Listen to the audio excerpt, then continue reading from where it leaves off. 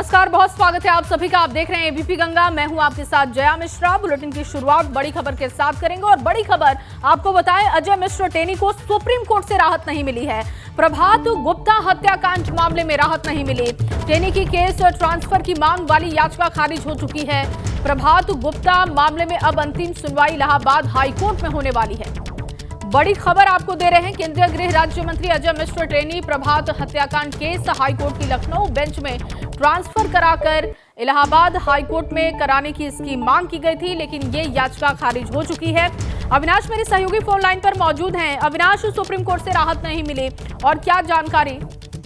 तो देखिए, अगर बात करें तो गृह राज्य मंत्री अजय मिश्रा के ऊपर प्रभात गुप्ता के हत्या के मामला चल रहा है और ये लखनऊ बेंच में चल रहा है, इलाहाबाद हाईकोर्ट की। इसी को अगर बात करें तो गृह राज्य मंत्री चाहते थे कि ये लखनऊ बेंच से निकल के इलाहाबाद हाईकोर्ट प्रयागराज में ये केस पूरा चले, लेकिन सुप्रीम कोर्ट ने उनकी इस याचिका को खारिज कर दिया है। अब ये पूरा केस पहले जिस तरीके से लखनऊ बेंच में ही चल रहा था, तो लखनऊ बेंच में ही चलेगा और आगे की वहीं सुनवाई होगी, वहीं से पूरा न्याय निकलकर सामने आएगा। जी, बहुत शुक्रिया अविनाश तमाम जानकारी के लिए। तो प्रभात गुप्ता हत्याकांड में राहत नहीं मिली है। टेनी की केस ट्रांसफर की मांग वाली जो याचिका थी वो खारिज हो चुकी है और लखनऊ बेंच में ही अब इस मामले पर आगे सुनवाई होगी। और अगली बड़ी खबर मऊ से, जहां मऊ में अब्बास अंसारी ने सरेंडर कर दिया है। मऊ की एमपी एमएलए कोर्ट में सरेंडर किया अब्बास अंसारी ने और मऊ पुलिस को चकमा देकर उसने सरेंडर किया है। पिछले कई दिनों से फरार था अब्बास अंसारी और अब्बास अंसारी को राहत भी कोर्ट से मिली थी। उसकी गिरफ्तारी को लेकर कोर्ट से राहत भी मिली थी और देखिए अब अब्बास अंसारी ने सरेंडर कर दिया है। मऊ की एमपी एमएलए कोर्ट में उसने सरेंडर किया है। हालांकि पुलिस को चकमा देते हुए अब्बास अंसारी ने सरेंडर किया। मऊ पुलिस को उसने चकमा दिया और इसके बाद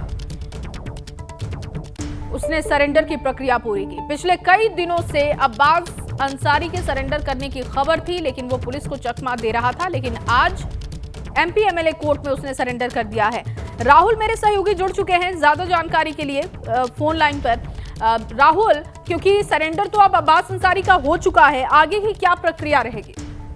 देखिए, मैं आपको बता दूं कि अभी चंद मिनट पहले ही अब्बास अंसारी को मऊ के एमपी एमएलए कोर्ट से चुनाव आचार संहिता के 2 उल्लंघन मामले में जमानत दे दी गई है और वो लगभग 12:30 बजे पुलिस को धता देते हुए, जिला प्रशासन को धता देते हुए अचानक आज उन्होंने कोर्ट में सरेंडर कर दिया। वो एक सामान्य वाहन से शायद अपने एक अधिवक्ता के साथ प्रस्तुत हुए और उन्होंने कोर्ट में पहुंचकर उन्होंने अपने आप को कोर्ट के समक्ष प्रस्तुत किया, जिसमें कि उनके अधिवक्ता के द्वारा 2-3 मामलों में आर्गुमेंट किया गया, जिसमें कि एक हेट स्पीच का मामला था, जिसमें उनके अधिवक्ता ने यह कहा कि इस मामले में उन्हें हाई कोर्ट से आदेश मिला हुआ है, स्थगन आदेश मिला हुआ है। साथ ही उन्हें 2 दिन की उनको सजा भी दे दी गई थी माननीय चुनाव आयोग के द्वारा। जिसके बाद दूसरे दो अन्य पक्षों में जब उनकी सुनवाई होती है, उसमें लगभग उनको 2 से 3 घंटे कोर्ट में बैठना पड़ जाता है, क्योंकि इस मामले में जज ने काफी उसको धैर्य पूर्वक उस केस का पूरा अध्ययन किया। फिर उसके बाद उन्हें जो है अभी उनकी 10-10 हजार के नीचे मुचलके पे उन्हें जमानत देने का काम किया है। जी, ये बड़ा अपडेट दे रहे हैं राहुल आप, बहुत शुक्रिया आपका तमाम जानकारी के लिए। तो देखिए, अब्बास अंसारी को 2 मामलों में जमानत मिली है। ये बड़ा अपडेट मेरे सहयोगी ने दिया।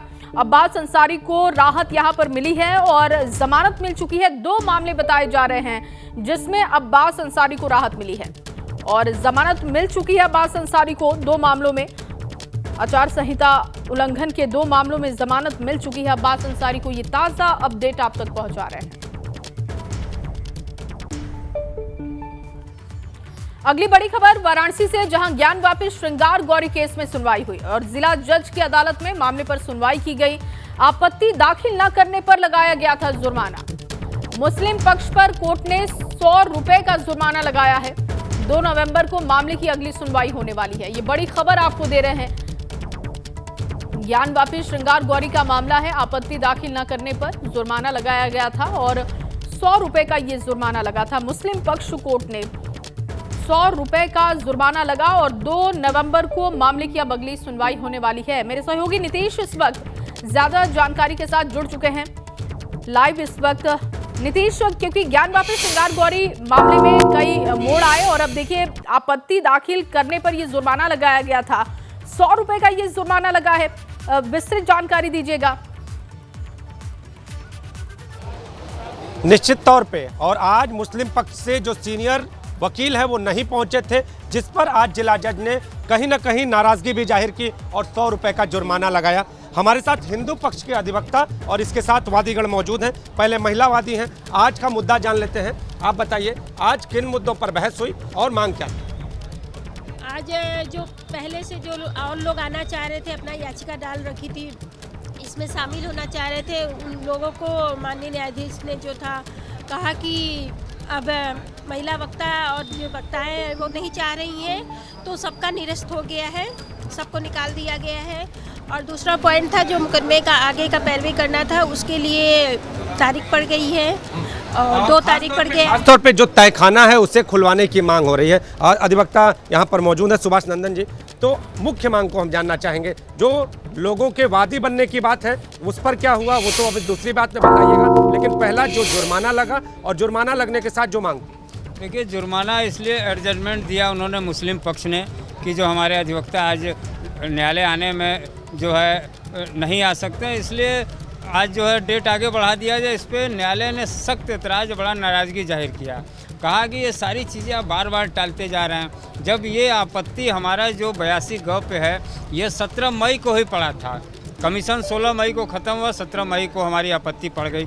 आप अभी तक आपत्ति भी नहीं लगा पाए हैं। सुभाष जी, जरा ये 82 ग क्या है, इसे जरा सदी हुई साधारण भाषा में बता दीजिए कि 82 ग के अंतर्गत क्या मांगना चाहते हैं आप लोग? क्या 82 ग जो प्रार्थना पत्र हमारा था उसके अंतर्गत सर्वे जो हमारा अधूरा था, सर्वे जो कमीशन जो है पूरा नहीं हुआ, अंदर तहखाने जो बंद थे मलबों से और दीवालों से, उन तहखानों के अंदर जब हम लोग नहीं गए, जहाँ अभी माँ श्रृंगार गौरी हमारी पड़ी हैं, अभी माँ श्रृंगार गौरी तक हम लोग नहीं पहुँचे हैं, वो तहखाना खुलवा कर हम लोगों ने कहा था कि ये सर्वे की कार्रवाई को पूर्ण करवाइए।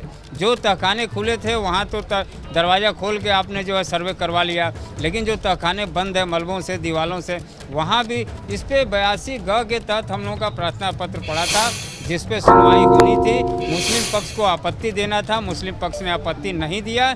इस वजह से आज चूँकि उन्होंने कहा कि डेट दे दिए, एडजस्टमेंट दे दिए, 100 रुपये कास्ट लगा दिया, तो कुल मिला के सर्वे को कंप्लीट सर्वे हम चाहते हैं। जो अधूरे तहखाने बंद हैं वहाँ का भी सर्वे हम चाह रहे हैं, इसलिए 82 ग में एक प्रार्थना पत्र हम लोगों का पड़ा था। 82 ग में, और एक और जहां मुस्लिम पक्ष को आज कहीं ना कहीं कोर्ट की नाराजगी झेलनी पड़ी है, तो क्या मुस्लिम पक्ष इस मामले को टालने का प्रयास कर रहा है क्या? ऐसा है क्या? आपत्ति क्यों नहीं दाखिल यहाँ पर कर रहे हैं, बार बार समय क्यों मांग रहे हैं? नीतीश जी, मुस्लिम पक्ष हमेशा आपत्ति चाहता है कि समय लिंगर हो, बढ़ता रहे। पिछली बार भी कुछ दिन पहले भी इनको 500 रुपये का कास्ट लगा था, इसी वजह से आज फिर लगा। मुस्लिम पक्ष चाहता है कि जितना डिले हो, जितना लंबा हो, हम चाहते हैं, हिंदू पक्ष चाह रहा है कि जल्द से जल्द निस्तारण हो और ये समस्या देश के सामने से ख़त्म हो जाए, ये मंदिर मस्जिद का विवाद समाप्त हो जाए। इसलिए हम लोग चाहते हैं कि पैरवी जो है जल्द से जल्द हो, जल्द से जल्द पैरवी हो। डीके जी भी मौजूद हैं और जो दूसरा मामला है उसके बारे में हम जानना चाहेंगे, वो क्या?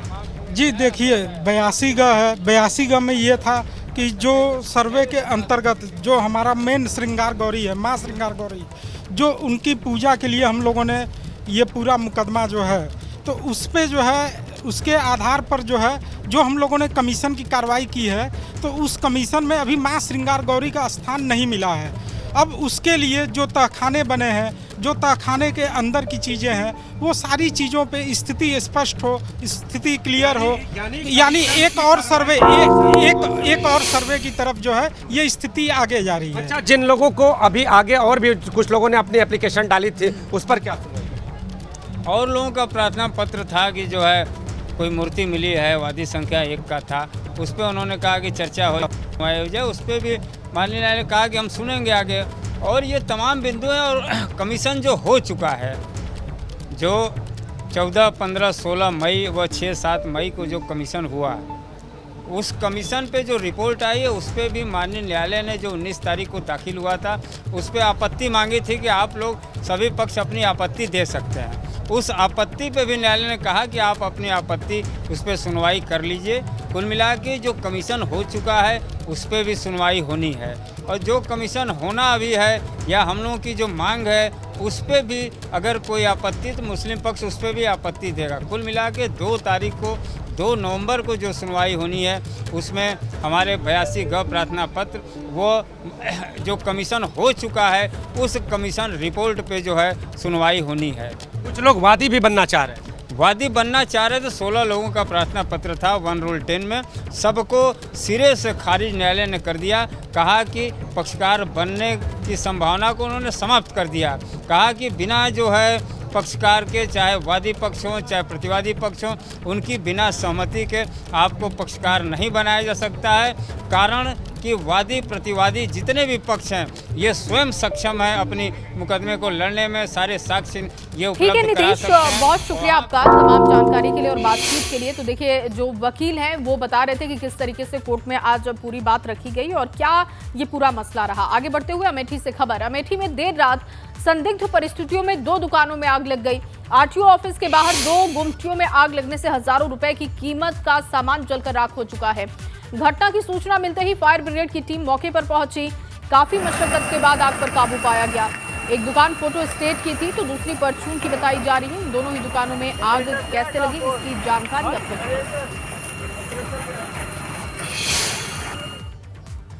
अगली खबर प्रयागराज से, जहां प्रयागराज में चलती कार में अचानक आग लग गई। सड़क पर धू धू करके कार जली। कार सवार सुरक्षित है और आग लगने के बाद तुरंत कार सवार बाहर निकल गया। ओलोपी बाग इलाके के शास्त्री ब्रिज से ये कार गुजर रही थी और उसी वक्त कार में अचानक आग लग गई, जिसकी तस्वीरें आप देख रहे हैं। लेकिन ये आग कैसे लगी इसकी जानकारी नहीं है फिलहाल, लेकिन जो कार सवार था वो सुरक्षित बाहर निकल चुका है।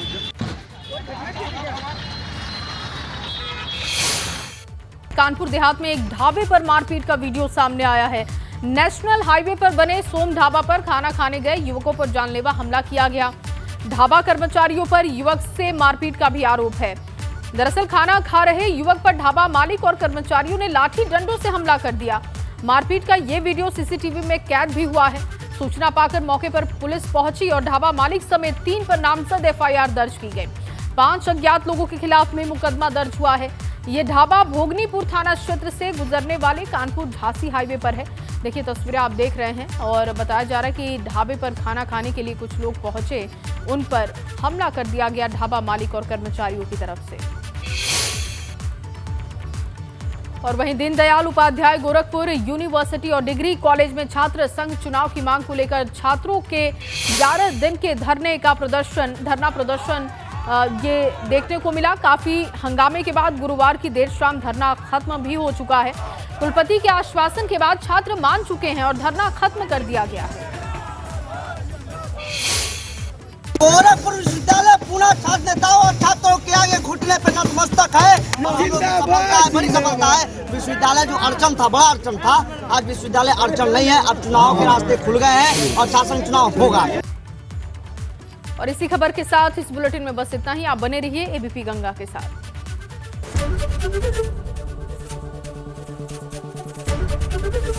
एबीपी गंगा, खबर आपकी, जुबान आपकी।